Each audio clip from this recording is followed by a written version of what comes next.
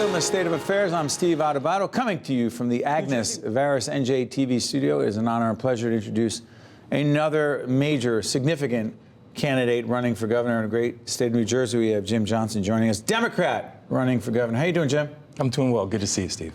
You running why? I'm running because, like you, I was born and raised in this state, and I feel in my bones that something has been terribly, terribly wrong. Our taxes are too high, inequality is extraordinary, and we can't even get to our jobs safely, whether or not we're in our cars or on our trains. Things have to change, and what I represent and what I'm prepared to do is actually bring a whole different approach to governance in the state that really puts the people first, puts them in the driver's seat, and gets things moving in the right direction in this state. Jim, one of the things we've done on State of Affairs with every candidate we've spoken to, including Phil Murphy and Senator Wisniewski, Senator Wisniewski and Senator Lesniak, on the Democratic side, is we've asked specifically on this pension crisis. I don't know if it's $80 billion or more, the unfunded liability. I mean, it's in trouble. It's a real crisis. You know it. Specifically, what would you do to get the pension situation back on track after Governor Christie has made a significant 2.5, if you will, billion-dollar commitment in this budget of a $35 billion budget? Big chunk. Would you have put more money in a $35 billion budget, state money, into the public employee pension fund more than Governor Christie? What I would do going forward is increase the payments to the pension fund. I think that there are a couple of things we have to look at seriously. We've made some bad judgments on taxes, and so I'm prepared to look at increasing to a sensible level our estate taxes. They were Which ones? They are our estate taxes. They were way too high. Estate taxes. They were way too high. They were cut down to zero. We need to get to an equitable level. I'm prepared to do that. Hold on, before you go past that, you would increase the estate tax. It was cut. That's right. Tremendously. In an effort to try to, the argument was, the rationale was, and Democrats and Republicans supported it, not all, the argument was if the estate tax combined with the inheritance tax, the so-called double death tax, was in place, you had more and more New Jerseyans potentially leaving the state as they got older, didn't want to die with a double tax, go to Florida or God knows where else.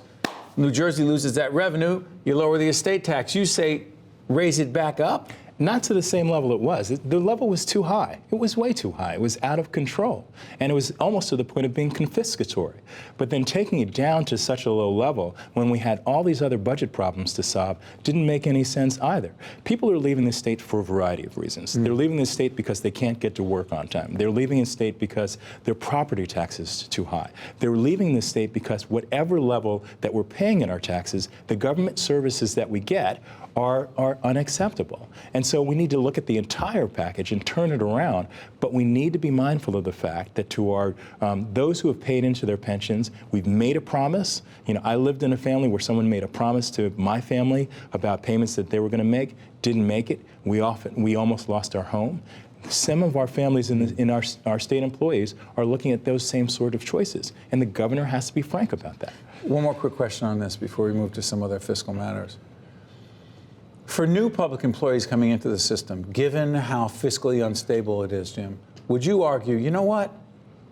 Right now, it is smart, it makes sense, it is prudent to renegotiate with new employees coming in and saying maybe the health care benefits shouldn't be what they are right now, and potentially the retirement benefits shouldn't be what they are right now. Not for those who are in the system right now, grandfathered in, because they were made a commitment.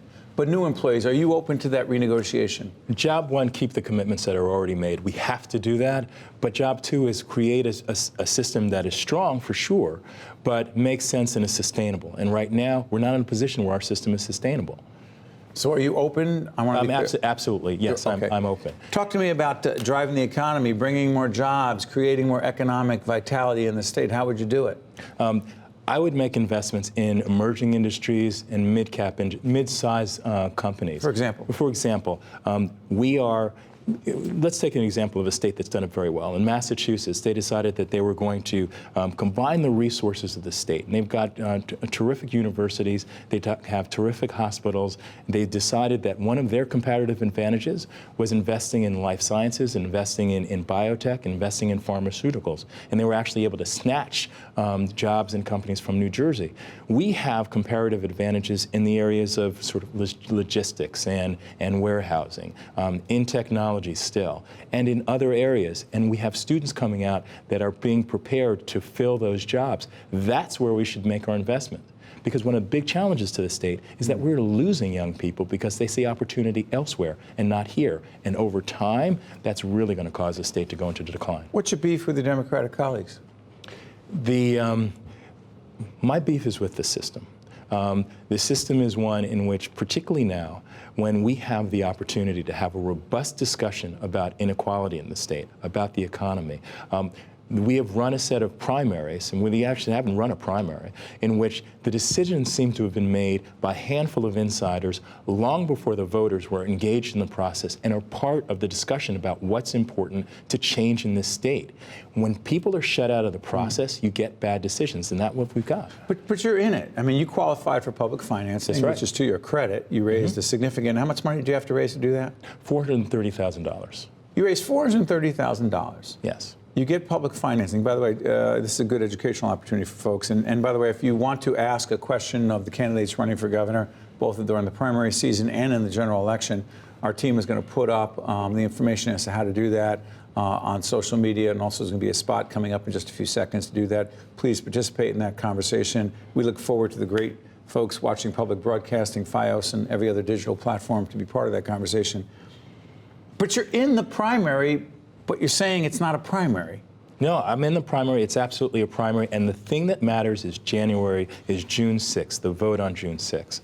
What my beef is folks taking the position that it's already over. It's not over. It's absolutely not over. The polls show that the race is wide open. As I move around the state, I feel momentum because whether or not I'm talking to folks in Summit or in Newark or in Montclair or in Camden, people are attracted to my message. They are attracted not only to the message, but to the man. And this is a time, particularly post the election of Donald Trump, where people want real change. You understand the federal government more than most. Real quick, before we're talking about Trump, your federal background, the Clinton administration was? I was Undersecretary of the Treasury for Enforcement, which meant that the ATF, the Secret Service, the Customs Service, and a number of other entities all reported to me. That's $4.6 billion of operating budget and 29,000 people that reported to me either directly or indirectly. And I did that first as Assistant Secretary, then Undersecretary for 4 years. What's your greatest concern about Donald Trump as it relates to his administration as we tape this program in mid-April 2017 as it relates to New Jersey in particular? Well, there are two big concerns. One is values. The values that his administration has shown in their budget and in his pronouncements are ones that suggest that the government should have a policy of cruelty and excluding those as opposed to bringing people together. One example. One example is the immigration policy and immigration approach. Shortly after he was elected, one of my kids is a teacher in the Bronx, and she reported that her students were in the classroom crying. They were children from immigrant families, and they felt like this country had no place for him. That is wrong, and it's why one of the first things I announced as a candidate was an immigration council, which is essentially a task force that would combine the forces of the Attorney General and others in state government to provide assistance to communities that are thinking about becoming sanctuary communities and also help families deal with this crisis. We both live in the community of Montclair. Our taxes are relatively high. Our taxes are very high. Is there a question? I was trying to be PC. We live Right. in the same neighborhood, so I know how high they are. Yeah. So here's the deal. Property taxes disproportionately go to paying our schools, for schools, right? Well, that's where a high piece or a high percentage of our property taxes go. What would you say to some communities around this state who say, you know what, we're getting screwed, we're getting shortchanged, and the school funding formula in the state dollars going to local communities, makes no sense anymore, and we need to change the school funding formula? Governor says it, others say it, you say? First of all, one of the reasons our taxes are so high is that the school funding formula hasn't been fully funded. But secondly, one of the things that I am campaigning against is the idea that it's us against them, that it's kids in Newark versus the kids in Montclair. They are all of our children, and we have a responsibility. In fact, if we make the right sorts of investments for a lot of the children that don't have the assets that our kids have, it pays dividends down the line, and we should be sensible about that. So I would work with the school funding formula, but make sure, as Governor Florio and Governor Kane says, that we're actually providing quality pre-K for all students. That's an investment that makes sense. But let me push back a little bit. Yes. You don't want to renegotiate with public employees who are in there right now. There's a massive fiscal problem with the pension. We want to fully fund school funding. I got to ask you, where exactly would the additional revenue come from to pay for this, Jim? I would do something that hasn't been done before, at least not in the recent past, is say, listen, we have to phase these things in, make priorities of what we can do when. We absolutely can't fund everything that would be my goals all at once, but we set priorities, and then we set goals to build toward that. I mean, we grew up in the age of the Apollo moonshot. Kennedy didn't know exactly what it was going to take to get men on the moon by the end of our first decade, but he set a goal. That's what we should be shooting for, and leadership is about that. You mentioned leadership. Last question I've asked every candidate running for governor and other prominent, important, significant public and other kinds of leaders. The number one leadership lesson you have learned in your professional life that you would take into the governorship would be? Never forget who sent you, and never forget why you do the job, which is to serve. That is the first, and it should be the last question that you ask yourself every day. What am I going to do to serve the people of the state of New Jersey, and what have I done to serve the people of the state of New Jersey? And that's what I will do as governor. Jim, you get a lot of credit for being in the arena. It's easy to criticize and, do what some others do, but you chose to be in it, and thank you for your service. We appreciate it. Thank you. Thanks for also having thank you me. for your service to the country on the federal end. Thank you. All the best. Stay with us as State of Affairs continues right after this. State of Affairs with Steve Adubato is a production of the Caucus Educational Corporation, celebrating over 25 years of broadcast excellence.